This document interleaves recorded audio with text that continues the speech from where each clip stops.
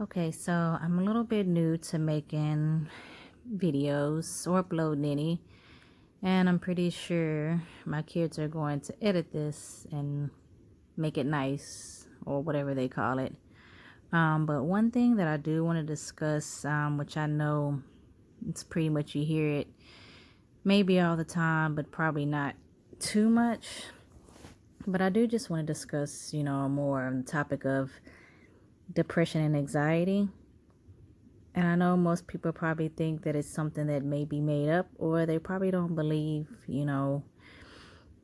that it's a real illness, but it does. And I'm not just speaking off of hearing things from other people or TV or anything else. I'm speaking from experience. But I do want to let anybody know that's actually going through depression or any type of anxiety that it is okay to talk about it. I know at one point I was embarrassed, didn't want anybody to know because I felt like just me being the person that I am, that I should have not been going through it at all in the first place. But it happened, and it's nearly 4 years, and I'm still struggling with it, but not as much, as I would have been. So I kind of learned, what triggers it, why it happened, what it is, and I've accepted the fact that it could happen to anybody, which, like I said, in my case, it did. So I just want to kind of start off a little bit with me and, what was going on with it. So I did work at a job where I was having to be up at, 3:30 in the morning, doing 12-hour shifts. And just so anybody knows, I did work in dialysis. I did do that for 14 years. And it was fine. Up until recently, I guess for me, I had a life-changing moment. I would say very, very stressful. So me and my husband, we just bought our first house, which I was very excited about it. Thought it could be the best thing ever. I have 3 kids, so, and at that time, it's about 36, 37. Excuse me, a little bit, 32, sorry.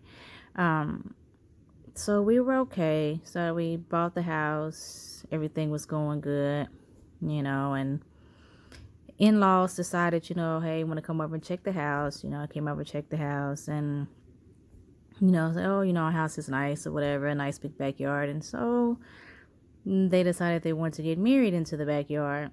Okay, no problem. And then 2 weeks later, they decided to, so they decided that, excuse me, I have a call coming through there.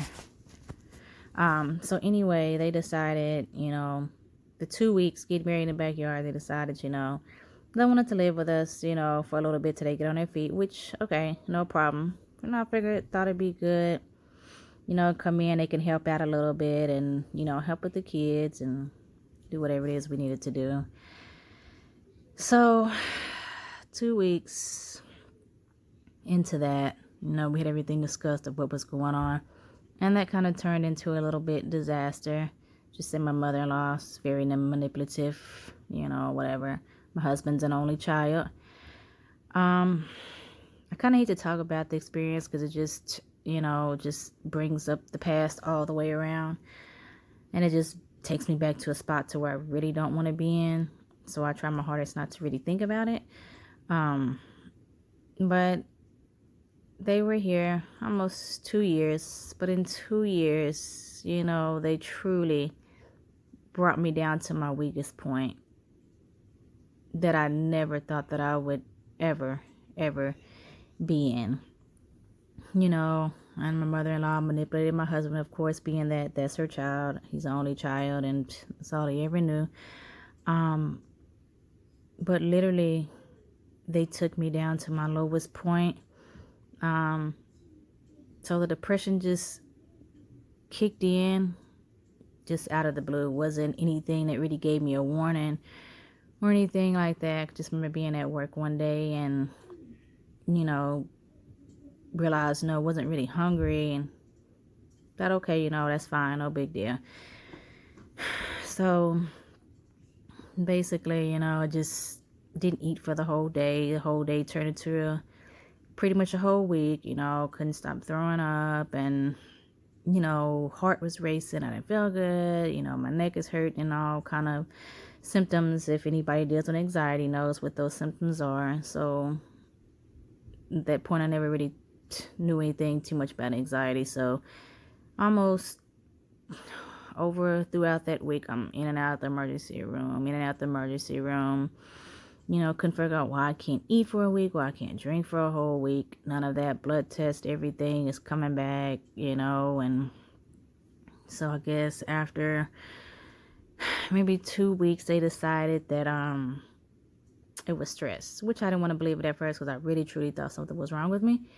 So when I accepted the fact that yes, it probably could be stress or whatever, but just dealing with the symptoms of it, it's very tired, all the time. This pretty much the worst of the symptoms lasted for almost maybe 2 months. The headaches, like I said, was unbelievable. My face was just full, a lot of just tension in my face. I mean, everything that you could possibly have that could bring on the worst possible situation ever. So eventually, like I said, it took me a while. And I've been pretty much doing this by myself. My husband believed at that point it was something that was made up, or it was something I was just doing, maybe because I didn't want to spend time with him. So it's just pretty much something that, I made up. So I've been doing this by myself, but, and it's been hard. I mean, you wake up days where you don't have the energy, where you just, you don't have the drive, you don't have the motivation. You don't know why you're crying. You don't know if you're going to ever get over this. You don't know why, everything in the world scares you. You don't know why your heart's racing. You don't know why 1 minute you can just be sitting there and you're having an anxiety attack or a panic attack. So that's mostly what I've been dealing with as far as what goes hand in hand with my depression. I know some people think about suicide, but I don't, because I'm already afraid to die, and that's pretty much what I told the doctors. I'm scared of dying, so I don't want to take any medicine. I don't want to do anything that's gonna make me feel like I'm dying or anything like that. But I've never had those thoughts with my depression under any circumstances. I've always had the will to live, the will to get up. I didn't want to lay down. I didn't want to be down. I didn't want to be in a bad place. I didn't want to be like that. And it's literally, like I said, 4 years later. But I've learned, I guess, to love myself. But I've also had to let things go. And like I said, being that my husband was a part of the reason to why I feel like I'm going through what I'm going through, I had to set my feelings aside as far as, marriage. I had to get myself together. I just couldn't do it, So I've, went to church, anything that I can possibly do that I know would make me feel better. I know some people probably, don't believe in faith or don't have faith. But I do. And I think that it has helped me a lot. I would listen to, Joyce Meyer Ministries. And if anybody's never heard of those, I do encourage you to actually listen to those. That helped me out a lot. I do have to say that helped me out a lot. I still listen to it, when I feel like I'm down or out, or if I feel like I'm just going through that depression moment. But I think it gives me energy. It gives me a peace of mind as well. But I know it's not really, as easy for some people. In the beginning, I did have the worst case of it.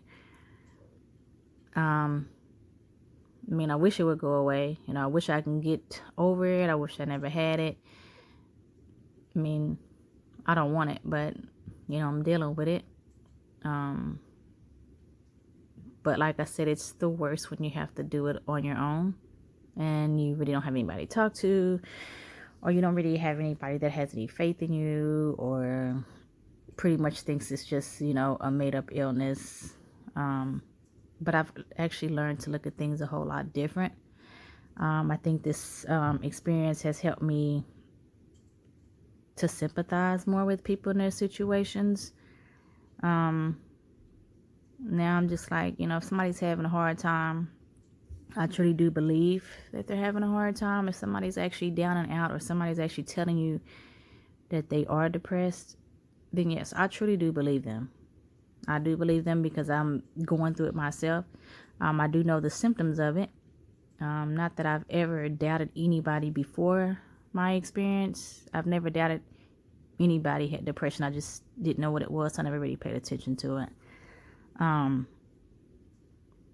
But I do encourage, people that do have it, speak up about it, talk about it, keep talking about it, don't hold anything in. There are people that are willing to listen. May not be people that aren't willing to listen. But now I'm just like, whatever. I can't sit here and act like I don't have it or it doesn't exist. So hey, if I have to tell the world, then that's what it is. I do still get a little bit embarrassed, to talk about it. But I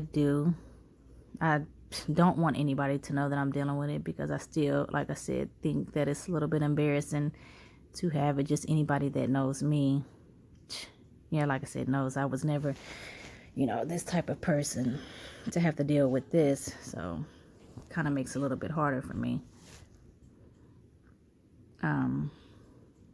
So I just encourage anybody that's going through this, talk about it, try to get any help that you can. I don't think this will probably be my last video on this, probably be many more. Just want to kind of do a day-to-day experience. If any questions, or if you feel like you need anybody to talk to, you're more than welcome to comment on the video. I don't mind commenting back.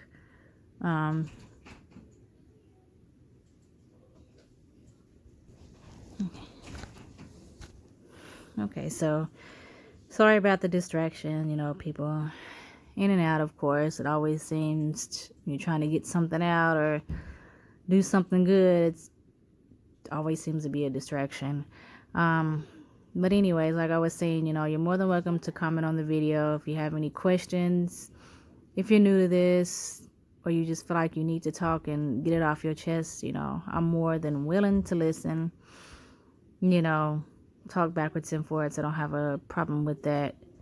But I just want to thank everybody for watching. Like I said, this is my first video, and kids will probably be editing and messing around with it. But I do plan on doing it again.